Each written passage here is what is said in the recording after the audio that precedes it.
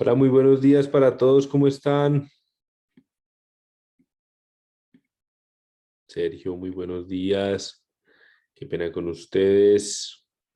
Voy acá a ir abriendo el desktop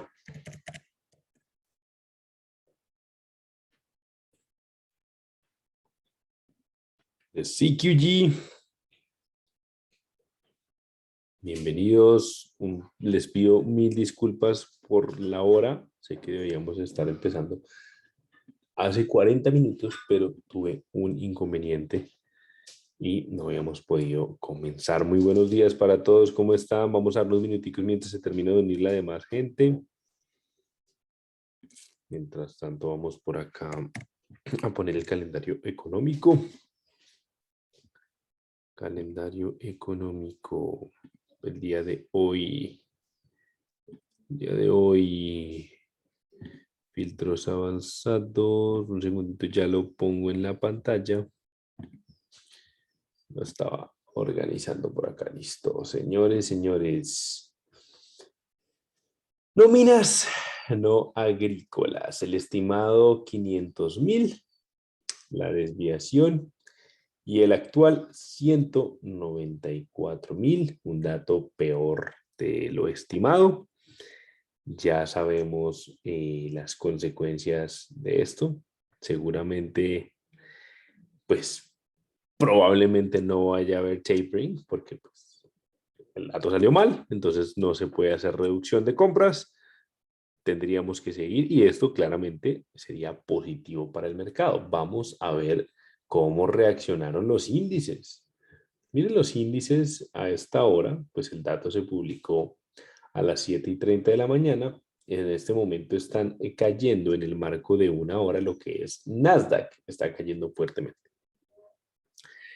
Bien lo vimos en mi charla que tuvimos en el Hotel NH Collection de Bogotá, donde explicábamos de manera detallada la inversión en las curvas de desempleo, en las curvas de índices, todas las divergencias que se estaban presentando las podíamos observar de manera clara, ¿vale? Y podíamos ver efectivamente que es momento de iniciar un tapering, pero por más de que se inicie dicho tapering, pues los mercados puede que empiecen a sufrir grandes consecuencias porque los inversionistas ya no confían.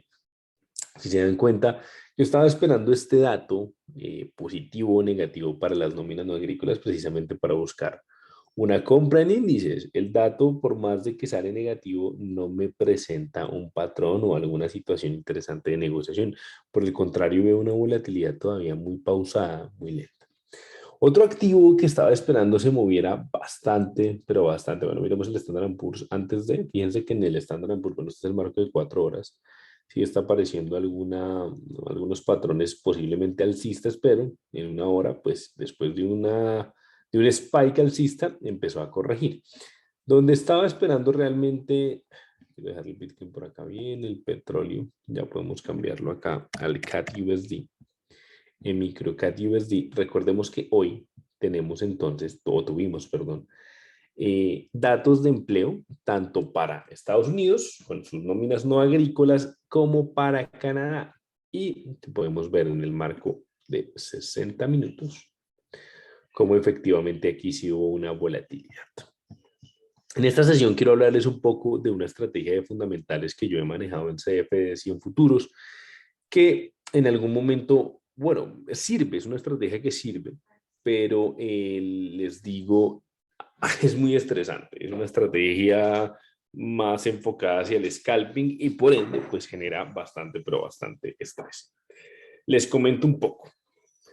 Cuando tenemos una noticia de alto impacto, y con noticia de alto impacto no solamente me refiero a las que en los calendarios económicos se enmarcan como rojo, es decir, como impacto alto, sino que realmente yo haya tenido un estudio del movimiento y de la volatilidad de dichas noticias en los pares. ¿Qué quiere decir esto? Que es 10 veces que se presenta esa noticia, 7 o al menos 6 o 7 veces, el activo presenta una volatilidad ya sea alcista o bajista. En el caso del dólar contra el dólar, bueno, acá estamos viendo el futuro del canadiense, perdón, contra el dólar americano. Esta noticia de las NFP, que por supuesto afecta al dólar americano, y la decisión, perdón, la tasa de desempleo para el dólar canadiense, por supuesto, afecta al par canadiense contra dólar y en los CFDs al USD. Una de las estrategias es simplemente abrir una posición alcista o bajista prenoticia. Claro, ustedes dirán, pues bueno, eso creo que cualquier persona que estudia fundamentales lo hace. La diferencia o el método mío en lo que se basa y se diferencia de los demás es que al abrir esa posición yo busco un patrón técnico que me permita encontrar el desarrollo de dicha noticia, ¿vale? Claro, me puedo confundir, me puedo equivocar, puede que haga mal una proyección alcista o bajista, pero eh, siempre coloco mi stop loss y a esta hora, estamos en plena apertura americana, el riesgo de encontrar un desliz de precio que no se respete mi punto de entrada o stop loss, pues es menor a que si lo hago en cualquier otra sesión. Después de muchos meses practicando esta estrategia, después de haber tenido golpes duros de pérdidas fuertes les hablo de, ponía un stop loss de $500 y salía en negativo con 2.000, sí, vale, 4 veces mi stop loss es un desliz de precio enorme, pues aprendí que estas noticias solo se deberían negociar en sesión europea o en sesión americana, siendo la sesión americana la mejor para la negociación y para evitar slippage. No significa que no haya slippage o que no haya riesgo de slippage, por el contrario, el riesgo de slippage o de slip de precio está presente siempre, siempre, no importa la sesión, no importa si estamos en la hora más líquida del día, siempre hay una posibilidad pues, de que el proveedor de liquidez se quede corto al momento de liquidar mi posición, ¿vale? Esto es muy, pasa muy seguido.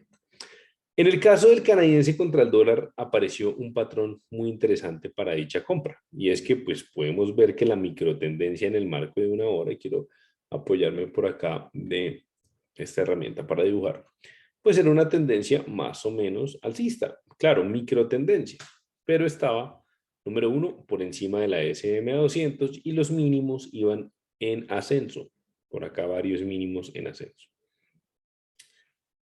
En toda la noticia, pues aparece esta vela de rango amplio. La verdad no se llevó muchos ticks, pensé que de pronto iba a tener más movimiento, iba a llegar, no sé, mucho más arriba, pero no lo hizo. Por el contrario, fue una vela pues muy tradicional, muy normal, pero pues que sí efectivamente tuvo un buen movimiento alcista. Es decir, que yo hubiera podido tomar esta zona como un posible patrón de negociación pre-noticia, es decir, una entrada por acá con un stop loss, digamos, en los mínimos. Ya iríamos en ganancia, ya decide uno si cierra o si se espera, ¿vale? Un viernes normalmente, pues después del movimiento post noticia, las siguientes horas probablemente no vaya a ocurrir algo muy extraordinario, es decir, no vamos a ver subidas impresionantes en el activo, tampoco posiblemente caídas, bueno, son simplemente pues hipótesis que se plantean de acuerdo a lo que estamos viendo en el CAC USD. Pero la misma situación puede ocurrir en índices americanos. ¿Por qué les comento todo esto? Porque precisamente para el Standard Poor's 500 o para el Nasdaq yo quería esperar el dato de las no agrícolas o incluso anteponerme al dato de las no agrícolas para buscar una compra. Afortunadamente, es donde uno dice los problemas normalmente uno se queja de ellos, pero hay momentos donde pues es mejor tenerlos. Afortunadamente, pues yo no pude estar presente en las nóminas no agrícolas operando, ¿vale? Tuve un problema que me impidió incluso empezar el webinar a las 8 de la mañana como lo teníamos previsto y por ende pues operar la noticia, ¿no? Que era la idea. Yo quería buscar un largo y el problema no es que el activo no haya subido, el problema es que no hubo la volatilidad que yo estaba esperando. La verdad, yo dije, bueno, pues todo esto del asunto de la inflación, el tapering, pues tiene a los inversionistas en pánico y un dato negativo muestra efectivamente que no, que no, no hay por qué iniciar tapering, aunque en Nueva Zelanda ya, por ejemplo, subieron tasas, aunque sí, digamos que la política monetaria de los gobiernos centrales está enfocada en precisamente eso, subir tasas para que haya menos circulación de dinero y por ende menos inflación, ¿vale? Para controlar ese efecto inflacionario. En este punto, pues, ¿qué nos deja todo esto? Unos índices completamente en calma, algo curioso, pero a la vez una situación de pánico porque me dice los inversionistas siguen en pánico, no se sabe cómo vaya a reaccionar entonces la Reserva Federal ante el dato de la CNFP. Habrá que ir viendo la próxima semana pues qué dice Powell, estar muy pendiente del FOMC y concentrarnos en ver si efectivamente va a haber o no una subida a máximos históricos otra vez en los índices, o si por el contrario los inversionistas ya se dieron cuenta pues de que hay algo de fondo, posiblemente una burbuja, no sé, de que los grandes bancos ya estén cambiando sus inversiones de accionarias más bien a bonos del tesoro o activos refugio, ¿vale? Estos son simplemente simples conjeturas, pero que tienen un trasfondo fundamental importante, ¿vale? En este caso, el trasfondo es la inflación alta, elevada en Estados Unidos y la posibilidad de que la curva de inversión se invierta debido a la irresponsabilidad del gobierno en cuanto a los paquetes de estímulos emitidos después de la crisis del coronavirus, ¿vale? Después del COVID-19.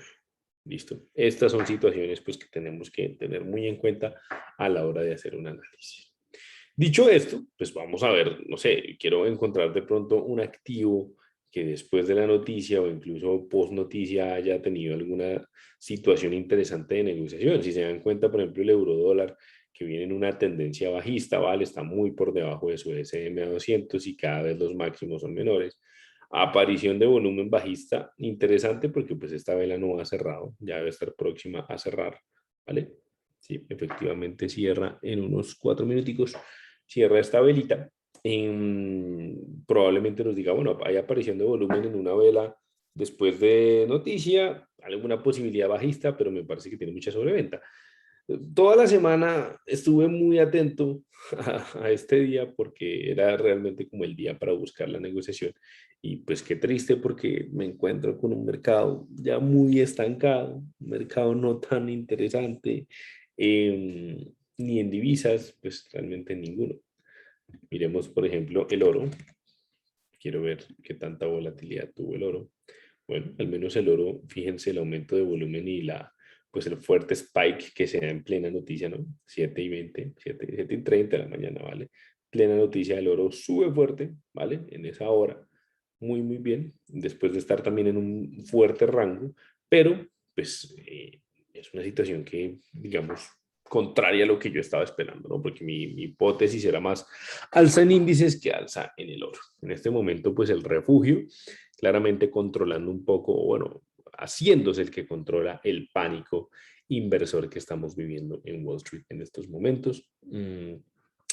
¿Qué nos deja esta situación? Y creo que también lo habíamos comentado en, el, en la charla que tuvimos en Bogotá, en el seminario.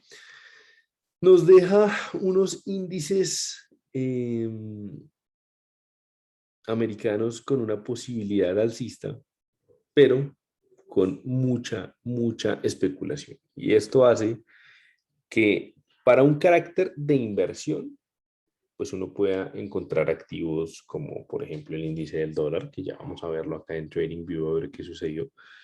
Pero para una inversión especulativa, como lo es claramente el trading, pues la cosa ya no está tan sencilla, porque ese pánico no se está traduciendo precisamente en una caída, se está traduciendo o se está interpretando en una lateralidad en un mercado completamente enrangado. Fíjense, el dólar, el índice del dólar, pues que está fuerte claramente su tendencia. Si yo aquí le dibujo una línea de tendencia, puedo ver efectivamente la fortaleza de dicho activo. E incluso ya en este punto cualquier corrección que presente no necesariamente sería entonces una caída, sino más bien la posibilidad de que rebote de manera alcista interesante, ¿vale? Es muy probable. Me gustaría eso, pues que el dólar posiblemente deje ya atrás tanta volatilidad y empiece a presentar patrones más interesantes de estos, de correcciones a línea de tendencia y posibles movimientos alcistas, como por ejemplo lo hacen los índices americanos. Si lo hacen, pues entonces tendremos la posibilidad de encontrarnos con un escenario efectivamente de inflación, ¿vale? Con un dólar alto y con índices bajos para que las próximas semanas ya podamos entonces ejecutar negociaciones un poco más interesantes a las que, por ejemplo, estamos viendo esta semana. Realmente, sí. Otro activo que quería que viéramos, y este sí lo habíamos comentado digamos, en el tema de CFs, era el de Shiba. Este me dolió, no crean que me dolió bastante, porque habíamos comentado mucho que por encima del 91.6, ¿vale? Esta resistencia que le tracé, era una posibilidad alcista muy, pero muy interesante. Y miren cómo rompe y pues ya el resto lo dice el activo. Duele, ¿no? Duele no haber entrado en esa compra cuando se analizó, cuando uno tuvo, pues se detuvo a pensar, venga, esta es la mejor opción. Eh, duele bastante no haber ingresado en esa compra. Pero bueno, digamos, por el momento todavía no tenemos futuros de Shiba Inu en la plataforma de CQG. Por ende, pues tenemos que irnos entonces a negociar las criptomonedas que en este momento también varia volatilidad están presentando, como lo son el Bitcoin y el Ethereum, que es la hora, no la encuentro en la plataforma de CQG, aunque estoy seguro debe estar, porque es que ya hay una cotización del futuro del Ethereum, del Ether, y por ende debería aparecer en CQG, pero bueno, es la hora que ni en Symbol List lo he encontrado. Claramente, la explosión alcista nos deja una situación interesante para seguir comprando, pero ya si nos vamos a un marco más grande, como lo es el diario, también nos encontramos con una situación efectivamente de extensión y que en cualquier punto, fíjense de esto, vamos a trazarle por acá una zona de soporte, vamos a ponerla esta zona, en cualquier punto el activo, y me encantaría que haga esto, genera una corrección nuevamente hasta el 51.000 y empieza entonces a desarrollarse como a mí me gusta que se desarrolle una tendencia, de manera controlada, de manera neutra, de manera interesante, no de manera explosiva, como suele pues, ocurrir con otros activos, sino de manera pausada, para que así yo poder continuar dicha tendencia al alza. Señores, la próxima semana en los webinars de futuros quiero que toquemos temas de posible, ya más allá de especulación en cuanto a trading, de posible inversión en contratos a un poco más largo plazo, ¿vale? Estamos viendo un contrato claramente que vence este mes, en octubre de 2021, es un contrato pues donde yo solamente puedo ejecutar negociaciones de scalping intradía, de pronto a semanas, pero no es un contrato a largo plazo. ¿Cómo encontrar entonces contratos para negociación a largo plazo, para inversión o para negociaciones tipo swing? Creo que va a ser entonces precisamente el análisis que podemos hacer la siguiente semana, perdón, en el tema ya de futuros. Listo, de que encontremos contratos interesantes. Por ejemplo, un contrato que venza en octubre de 2022, ¿listo? Para comprar Bitcoin, ¿listo? No necesariamente necesitamos acceder a plataformas de negociación de la criptomoneda como tal, sino que también en el mercado de futuros se me permite esto y sé que muchos de ustedes seguramente estarán pensando, bueno, si los futuros son tan interesantes como lo hemos visto, que efectivamente lo son para hacer trading, deberían también ser interesantes y lo son en cuanto a posibilidades de inversión a mediano y largo plazo. Estaremos muy, pero muy pendientes de ello, detallando claramente pues una situación interesante en los mismos. Entonces, pues muchas gracias a todos por la participación. Nos veremos nuevamente el martes 8 de la mañana. Hacemos un premercado rápido y seguimos entonces con el tema de contratos a largo plazo, ¿vale? Negociaciones a largo plazo, qué involucran, cómo hacerlas, en qué contratos confiamos, qué volumen tienen, qué posibilidades de liquidez tienen también, porque es algo muy importante, cómo hacer los rollover, porque en futuros existe este tema de que si yo compro un contrato tal vez que está, un contrato que está, perdón, a punto de vencer, necesito hacer un rollover o ver que, digamos que situaciones de comisiones estoy pagando, si es rentable, no es rentable, bueno, todo este tema y por supuesto es rentable, porque recordemos que en el mercado de futuros hay dos divisiones muy marcadas y son especulación y cobertura. Y los que hacen cobertura, pues también hacen dinero, ¿vale? Aunque sí, la misma palabra lo dice simplemente para eliminar factores de riesgo ambientales y demás, sobre todo para cosechas de maíz, de soya y demás, pero que también es una situación interesante porque en las coberturas se puede encontrar también un ingreso. Por supuesto, cuando el riesgo es más bajo, la posibilidad de ganancia claramente también lo es, pero pues existe, que es lo importante, ¿vale? Señores, entonces muchas gracias por su participación. Martes 8 de la mañana, hora Colombia, nos veremos y gracias a todos por haber participado. Abrazo grande, muchos éxitos y les deseo un excelente fin de semana. Chao, chao.